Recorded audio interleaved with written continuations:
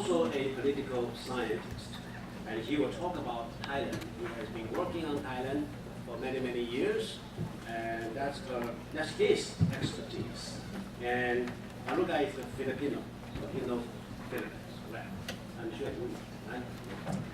And then the last, not the least, the third paper presenter is Dr. Zhang Qixin over there. And he is also a political scientist, and he is an assistant research fellow at this Center for Asian Policy at the National Tsinghua University. And he will take over the very difficult task to talk about Myanmar. Of course, Myanmar, you remember someone very famous, right? Who? Yeah, that's her. Aung San Suu Kyi. That's a movie made it, and I like it. It's played by a ethnic Chinese star.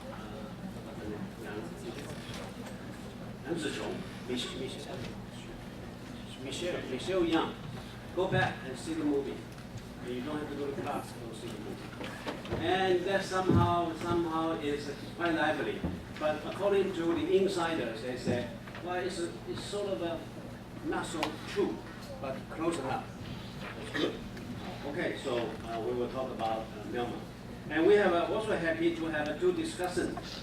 The first discussant is Dr. Ravi. I still want to try to pronounce your name. Ravi Prasad Maruyama, correct? He's Assistant Research Fellow at the Institute of International Relations at the National Zhengzhi University, 国关中心 at the Zhengzhi University. And he will comment on the paper of the Philippines. And we have Dr. Chen Pei-Xiu. Chen Pei-Xiu is a professor at the Graduate Institute of Southeast Asian Studies at National Jinan University in Puli, Nantou, and he has the courage. He's very courageous. He will comment on two papers, right? On Thailand and Myanmar. So the rule is set from the organizers. The paper presenter have 15 minutes. 15 minutes to present a national case study. And then the discussant will have 10 minutes to comment. So without further ado, Dr. Anuga.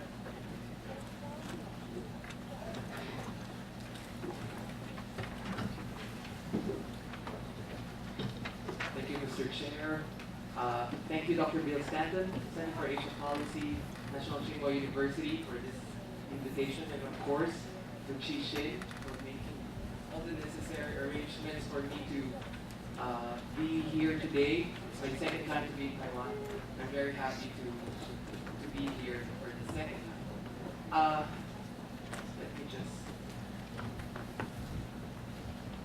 Okay, on my way to Taipei, I was in waiting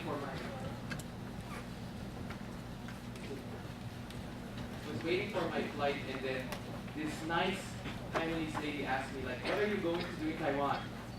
So I said, well, I'm going to present a paper. And then she asked, what's the paper about? What are you going to talk about? I said, I'm gonna talk about democracy in the Philippines. And she said, oh yeah, Philippines, it's the first democracy in Asia, but not anymore. Not a democracy anymore. And I said, yeah, that's true. Filipinos would rather call their systems democracy rather than democracy. But I'm given the task to somehow give a talk on what are the developments or the lack of development in terms of Philippine democracy, and how does it impact its standing in the region, Southeast Asia or the Asia Pacific, but also how does the limits of democratization impact regional security in the Asia Pacific. I normally start with a quote from either a very famous political scientist or scholar, or a very not so intelligent politician. But, and I see that, I don't know if you've seen the movie, The Hunger Games, the last Hunger, who has seen the movie? Not so many. But I use this quote because I thought that it could capture what I'm trying to do today. So a character in the Hunger Games, this trilogy, the second movie, this is the third movie, right? The first part of the third book. Effie said everything old can be made new again, like democracy. And my other colleague here will present in Thailand, wherein the movie, in fact, also has gained political significance.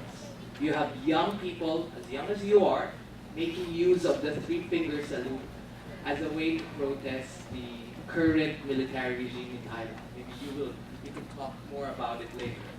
But I chose this quote because it is my argument that Philippine democracy should and could be made new again.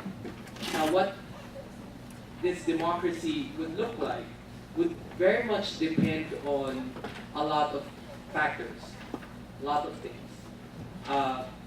But basically, what my argument is that democracy in the Philippines has so far failed to deliver its expectations. The Philippines continue to suffer politically and economically. Democracy did not make good on its promise to uplift the conditions of a majority of the Filipino people. There's economic growth, but that growth is not inclusive. Only very few Filipinos get to benefit from wealth. Institutions like parties are very weak, and therefore elections in the Philippines are like elections or contests between families rather than between politicians with solid policies and platforms. And I guess what makes Philippine democratization very difficult is because the inability of the elites, the topmost part of society, those that have pedigree, that has the surname, the right status, to build institutions and to be responsive to popular demands. And because of this, Philippine democratization, in my view, has stalled. It's not making any substantive progress. We hold elections every 3 years, every 6 years for the presidency, but to what extent do leaders implement good governance is another question.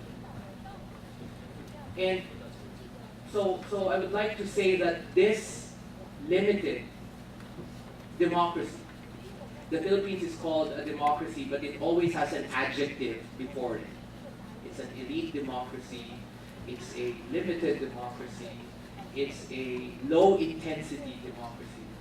But it has never been called a full, mature, and a liberal democracy. And I think this has an implication on foreign policy, on how the Philippines engage its neighbors. And basically, we have a lot of foreign policy issues at hand. We have 10 million Filipinos, 10% of our population overseas working. A lot of them are here in Taiwan. A lot of them are in the Middle East, in Europe. And every time there's trouble in parts of the world, there are always Filipinos that are always affected.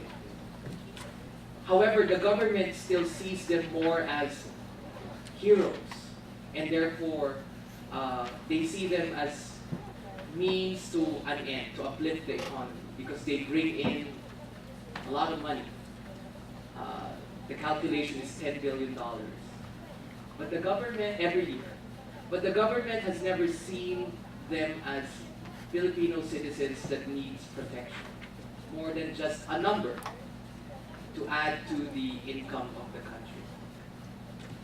I think Dr. Bill Stanton has already alluded to this, but when he said that democracy has not been making any progress in Asia, in Southeast Asia, you could say that it is democracy's black hole, because at present, there is no free country in Southeast Asia. Indonesia has become partly free because the past president has allowed a law that stopped the direct election of mayors and governors.